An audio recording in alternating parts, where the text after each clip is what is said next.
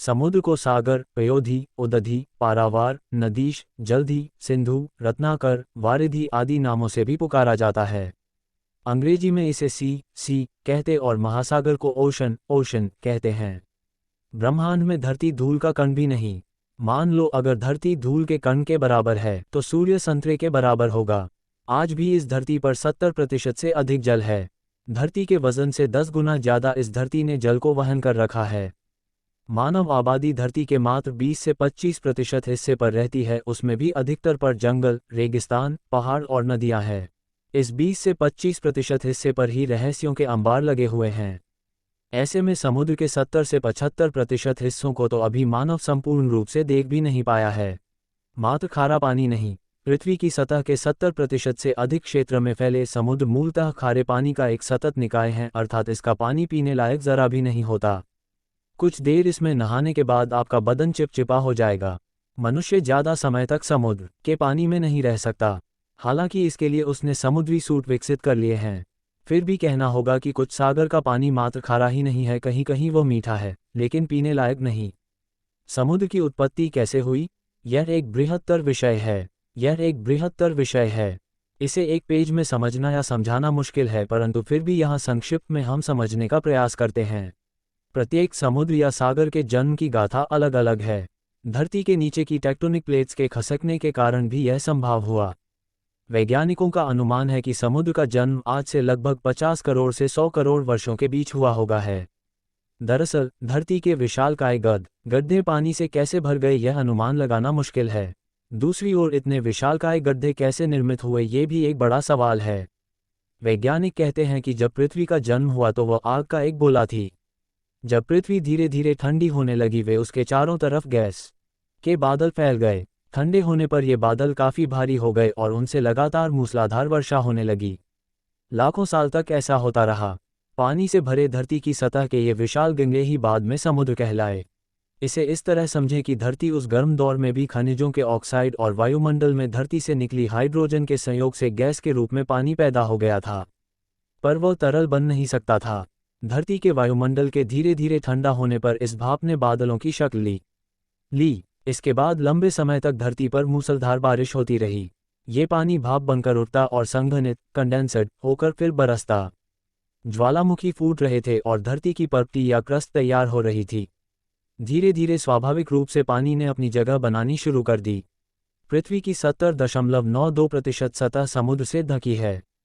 इसका आशय ये हुआ कि पृथ्वी के लगभग 36 करोड़ 17,40,000 वर्ग किलोमीटर क्षेत्र में समुद्र है। विश्व का सबसे विशाल महासागर प्रशांत महासागर है, जिसका क्षेत्रफल लगभग 16 करोड़ 62,40,000 वर्ग किलोमीटर है। यह विश्व के सभी महासागरों का 45.8% है। प्रशांत महासागर के भीतर जल जंतुओं की एक रहस्यमयी दुनिया है जिस पर अभी भी खोज जारी है। शांत महासागर विश्व का सबसे गहरा सागर है। इसकी औसत गहराई 3,939 मीटर है। महासागर को छोड़कर यदि हम सागर की बात करें तो विश्व का सबसे विशाल सागर दक्षिण चीन सागर है, जिसका क्षेत्रफल 29,74,600 वर्ग किलोमीटर है। सभी सागरों की गहराई अलग अलग मानी गई है। हालांकि महासागरों की गहराई का रहस्य अभी भी बरकरार है।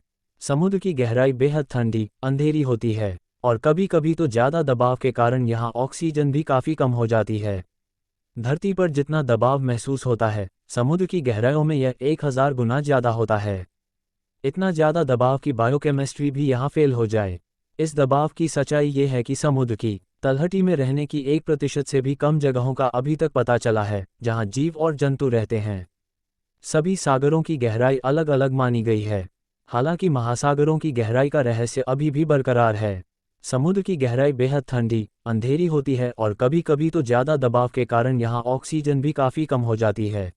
धरती पर जितना दबाव महसूस होता है, समुद्र की गहराइयों में यह 1000 गुना ज़्यादा होता है। इतना ज़्यादा दबाव की बायोकेमिस्ट्री भी यहाँ फेल हो जाए। इस दबाव की सच्चाई ये है कि समुद्र की तलहटी में रहने की 1% से भी कम जगहों का अभी तक पता चला है। BBC की एक रिपोर्ट के अनुसार मशहूर हॉलीवुड निर्देशक जेम्स कैमरन समुद्र के उस हिस्से में जाकर वापस आए हैं जहां कोई नहीं गया था। सन 2012 में उन्होंने पश्चिमी पैसिफिक में सबसे गहरे स्थल मरियाना ट्रेंच में 11 किलोमीटर गहराई तक गोता लगाया है। नीचे पहुंचने में उन्हें 2 घंटे से ज़्यादा का समय लगा।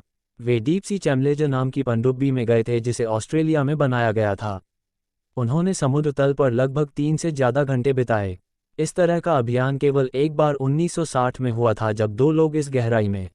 डाइचे वेले की एक रिपोर्ट के अनुसार सन 2011 में चीन में जियाओलोंग नाम की एक पनडुब्बी को 4027 मीटर 13,211 फुट की गहराई तक नीचे उतारा था। इंजीनियरों के मुताबिक जियाओलोंग 7,000 मीटर की गहराई तक जा सकती है।